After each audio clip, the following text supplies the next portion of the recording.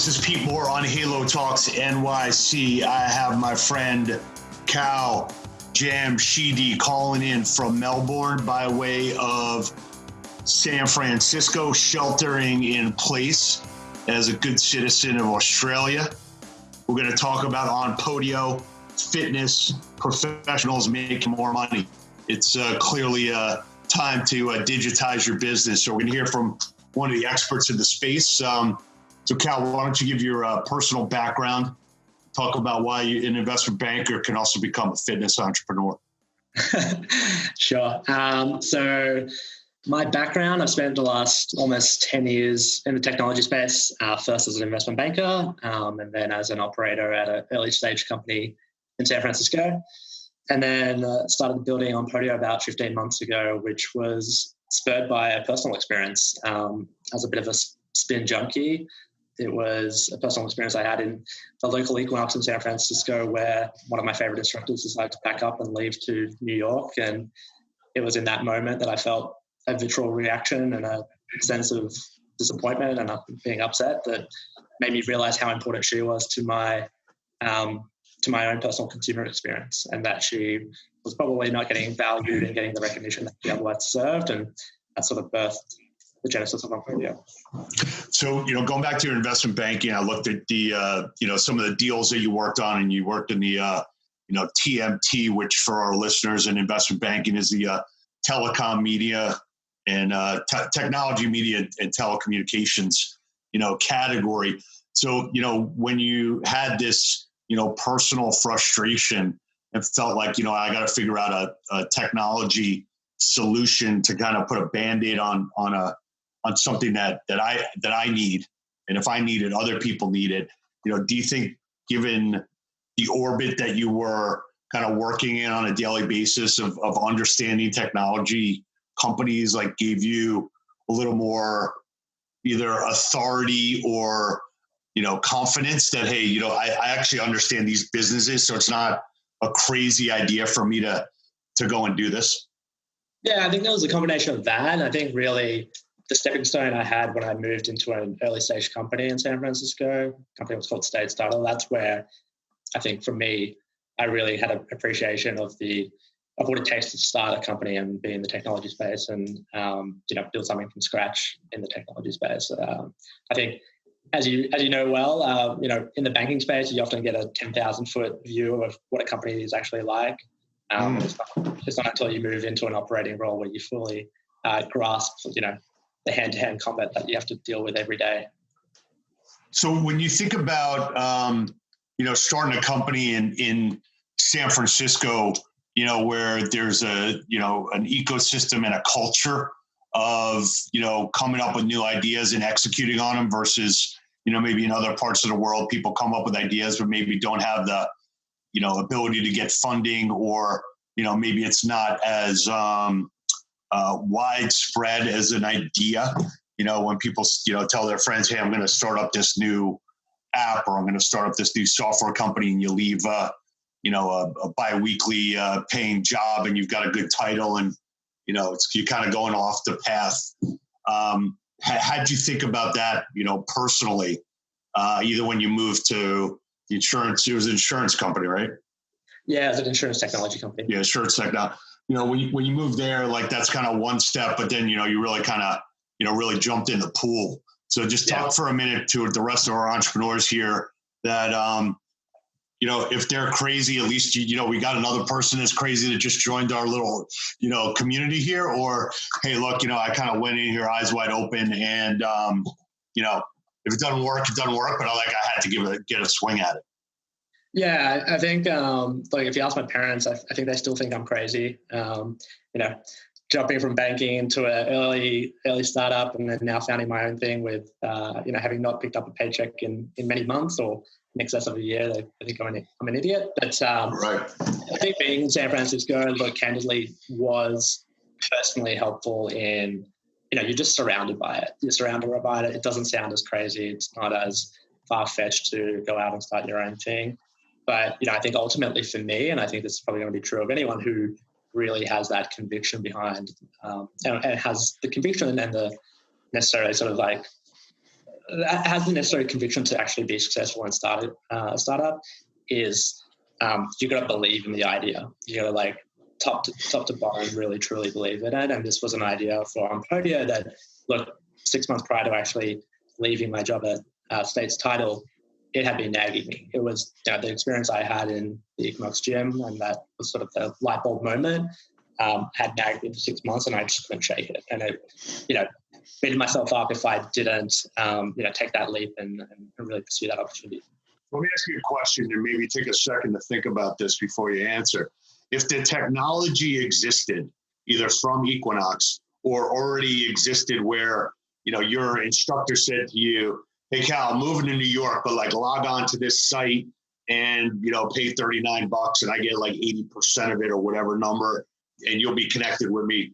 Would you still have said, would you have tested out that experience? And if that experience was good, you'd say, okay, I don't need to start this company because somebody else solved the frustration for me. Yeah, I mean, I think if it's exactly the same idea, solving the same pain point that you think exists, then it obviously makes it a bit more challenging to be a late mover into that space. But from my perspective, this was an undercurrent that I think was taking place in the market that I think many people hadn't seen or weren't appreciating, and that was that alongside the conviction I had and the sort of research and customer development that I did was what I needed to give me the conviction to pursue it.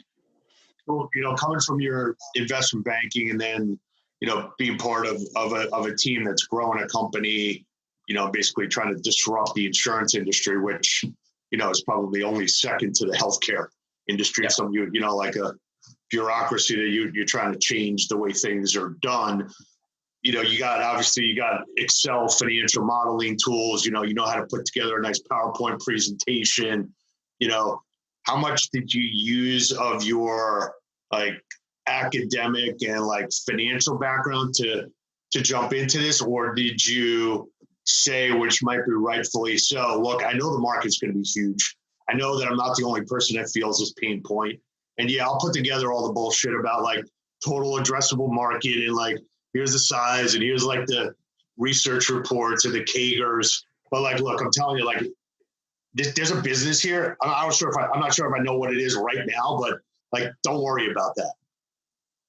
Yeah, I think that, I think the financial aspect of investment banking doesn't feed into anything that I do on my day-to-day right now. I think the skill set that I took away from banking is the problem-solving skill set. Like the first day I walked into that job, I didn't know how to put together a model and I didn't know how to put together a PowerPoint presentation. It was just like learning how to do that, using the resources around me and leveraging that to upskill. And I think that's the skill set that I use every day.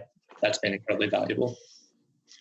When you think about, your investment banking, because I want people to understand what we do. And, Dave Gannon and I have been working together for several years, but known each other for a while.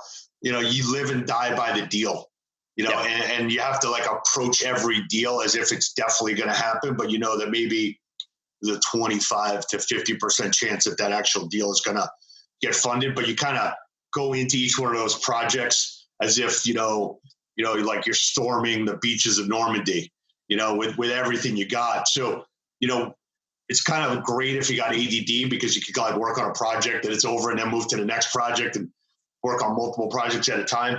So like when you're running your company now and thinking about, okay, here's like the 100 things I need to do over the next 90 days, but also like in 90 days, like this project doesn't end and I get to move on to the next one. Talk about how like emotionally, your brain works in your current position as an entrepreneur. Yeah, I think I certainly think it was definitely an adjustment when I took that first leap. The first 2 to 3 to 4 months, there was definitely a mental adjustment that I had to take. One was, I think it's an incredibly lonely path being an entrepreneur. You are oftentimes having conversations and meetings where people don't really believe your idea, don't understand the idea, and you have to like face that and to keep marching forward.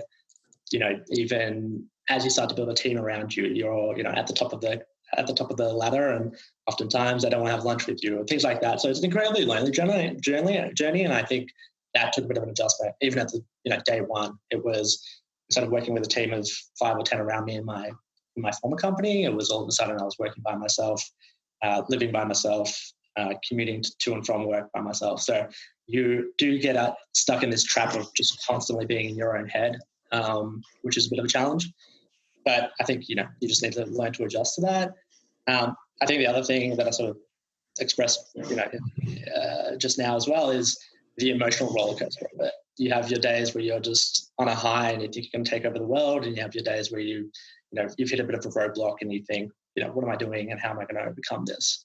So, look, I don't think it's anything that's not overcomable. I think anyone who really, as I said, has that conviction behind the idea will be able to push through, but it is an adjustment that you have to go through if you haven't otherwise, had that experience before. Yeah, so I'm gonna replay this podcast with my fiance, because she my roller coaster ride on a daily basis is sometimes like unspeakably, like you can't really quantify what's going on in my brain. So yeah, I'll use you as kind of like a litmus test that I shouldn't be checked into some kind of mental institution. Yeah, unfortunately, it's not even a roller coaster day to day. Sometimes the roller coaster is like minute by minute, hour by hour. So. Yeah. Well, one of the things we do is, we'll send you one of these. We got these win-loss calendars. So like each day you check off whether you win or lose, but it's completely subjective. And then when you get to the end of the month, you realize that, you're probably, like 20, I'm usually like 22-8 or like, like 24-6. It's like, wow, if I was like a baseball team or I was, a basketball team, I'd be, top of my division and, in the playoffs every year. But there are days when I feel like I'm going to get relegated to, like recreational or intramural soccer, as like a 7-year-old when I used to play in like the Premier League. So, yeah, I think like one of the sort of mantras I live by is, you just got to move the ball 1% a day for a year and you'll be 37 times better by the end of it. And I think you got to think that way, because it's very easy to get lost when you're starting your own thing. And like, as you said, the hundreds of things that you have on your plate in any moment, you just got to keep pushing this 1% a day, and by the end of it, you'll make some real progress. Yeah. So let's shift gears. So why don't you give a little overview of how the onPodio, first tell me where the name came from, and then give our listeners a little bit of, just a brief business description. And I want to talk to you a little bit about the growth there, and then also being a software entrepreneur when the picture's never finished. You're always kind of working off of a wet canvas. So start off with the name. Yeah, it's funny you mentioned that. I don't love answering this question because I don't have a great story for it. But let's make up a new one today. Well, and the story goes, I think I'm trying to think of different names around the fitness space. As I mentioned earlier, I'm a spin fan, and that's where this sort of idea was birthed. Spin instructors are typically on a podium. onPodium.com was unavailable, so I went with the Latin spelling of podium. I like it.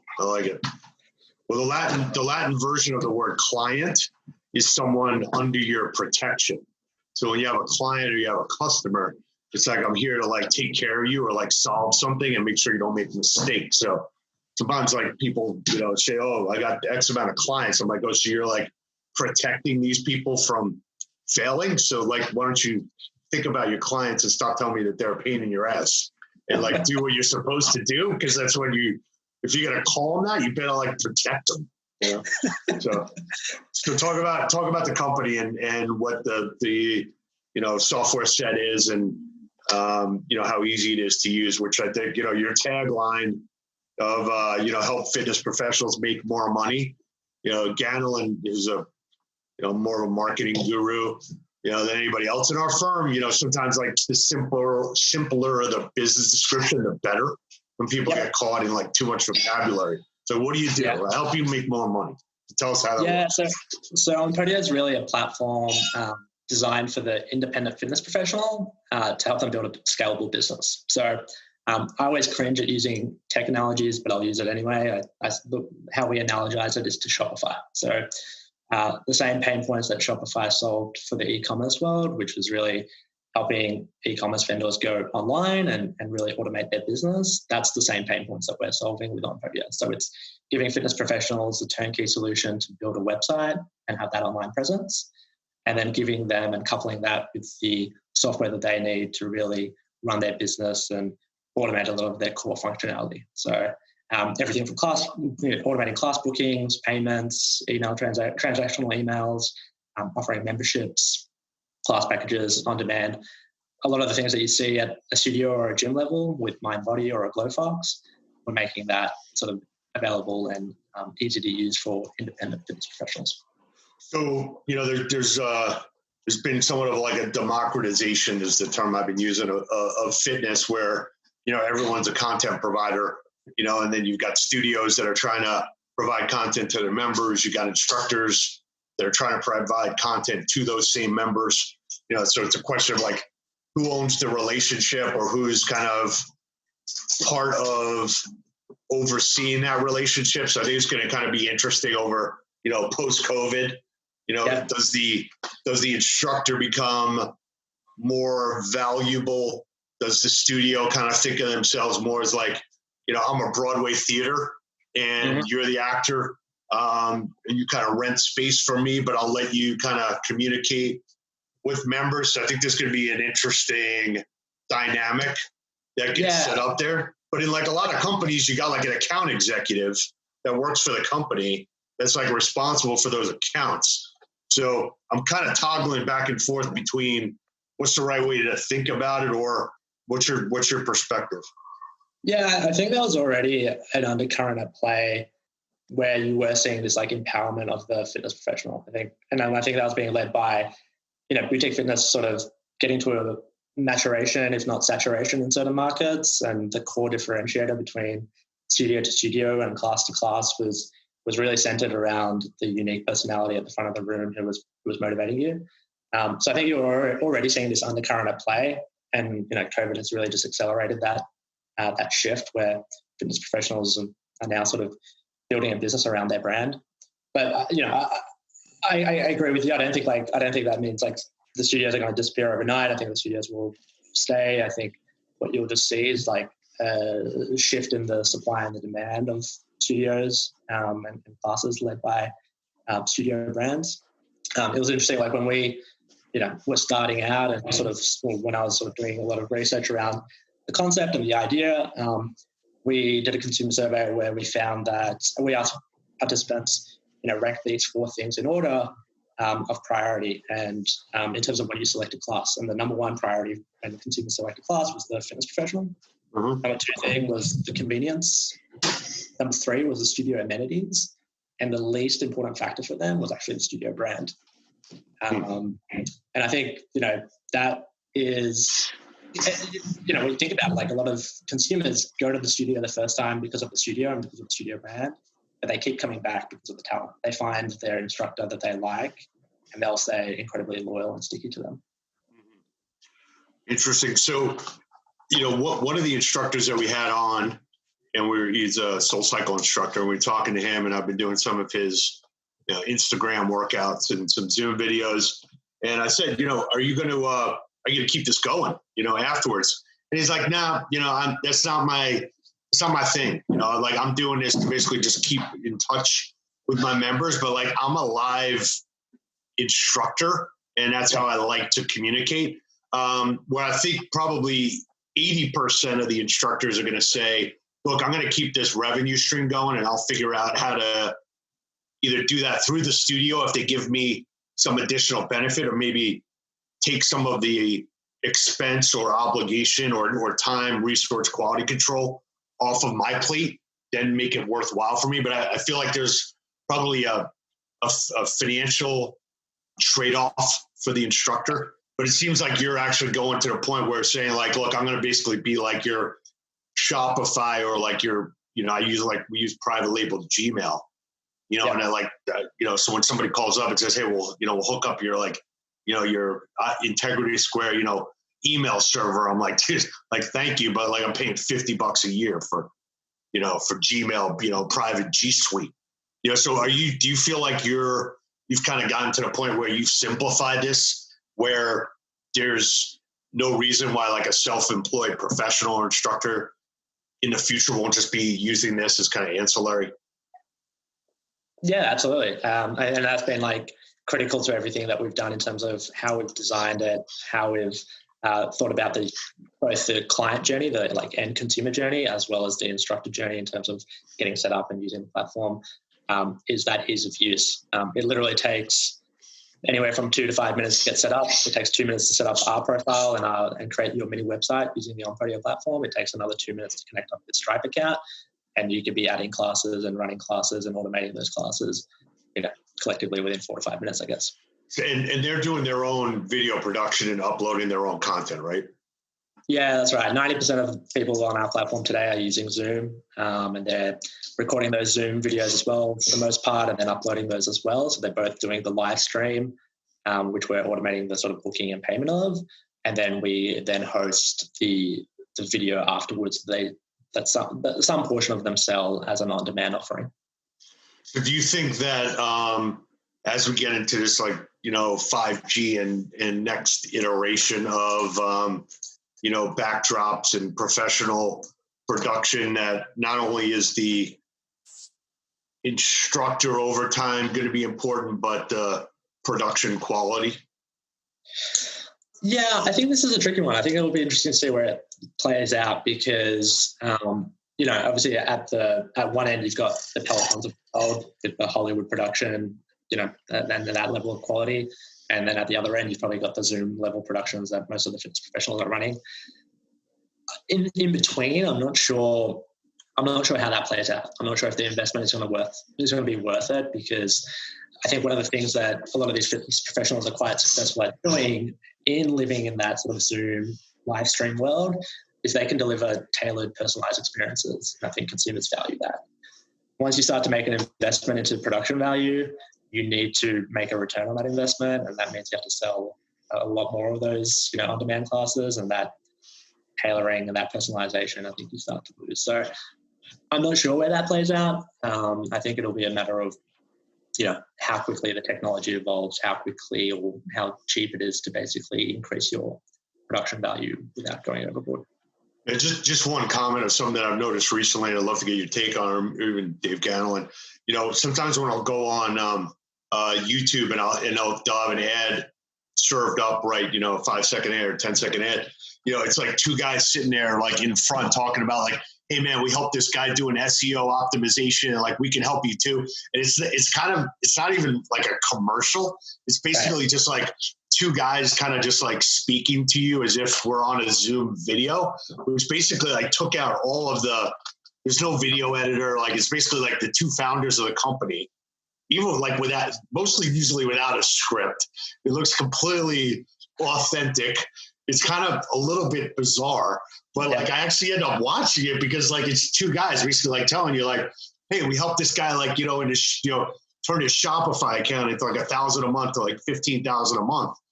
Click here to learn our story. And they're like, all right, like actually I will click through on that because you've intrigued me because you basically have done no effort in creating a commercial trying to sell me anything. Because you're just talking to me. So like, is that like going to your point of like, maybe the production value kind of takes away from like what you're producing, which is basically I'm trying to produce like myself. So like, why should I edit myself? If you like me, then don't edit me. Yeah. And I think like that, as well as like, I think what boutique fitness did really well is create community. And it's, you can't create community at massive scale, at least not to begin with as an individual independent fit pro. So yeah, I think like I think that at least right now I see the most success in continuing in this live stream on demand, 10 to 20 people in your live stream world. Got it. That's great. So we got onpodio.com. It's onpodio.com, but it's me.onpodio.com as well. At least that's how it feeds up. Yeah, onpodio.com will take you to the new homepage. Awesome. So you got any, besides some of the words of wisdom, you got any quotes that you live by, or, certain things that like your 1% comment, that kind of keeps you going? I think that's probably it. That 1% comment is one that I come back to day in, day out. It's for me, there's so much going on day to day. I just need to push forward the marketing strategy a little bit further. I need to push forward the product strategy a little bit further. And, I think we've seen we're looking back 15 months ago to where we are today. it's somewhat remarkable. It's sometimes easy as a founder to get lost in that. You're always looking forward, you're not looking back. So yeah, I think that's the one that I sort of live by and come back to most days. Yeah, I used to put a Post-it note on this guy's desk that just had the word progress in cap letters, because you're always making progress, but sometimes you don't stop to actually like celebrate any of the wins. You just kind of keep powering through. So that'll be a good takeaway. So we'll welcome officially to the Halo sector. Good to have you in our community now, and look forward to helping out where we can and help people make more money. And we're going to solve obesity, loneliness, and diabetes through your technology and other technologies, instead of trying to find a cure for something that doesn't need a cure except activity. So thanks for your efforts. Be safe. Okay. Bye, buddy. Talk to you soon. This is Pete Moore. As you know, I am a big believer in personal development. I got a time-saving opportunity here for you, recommending Dan Millman's 4 Purposes of Life. Go to audible.com/Halo Talks. You want to register there, get a free audiobook. It's $14.95 a month thereafter, giving you things that I do to make myself better, and hopefully it makes you better. Go Halo. Let's play to win.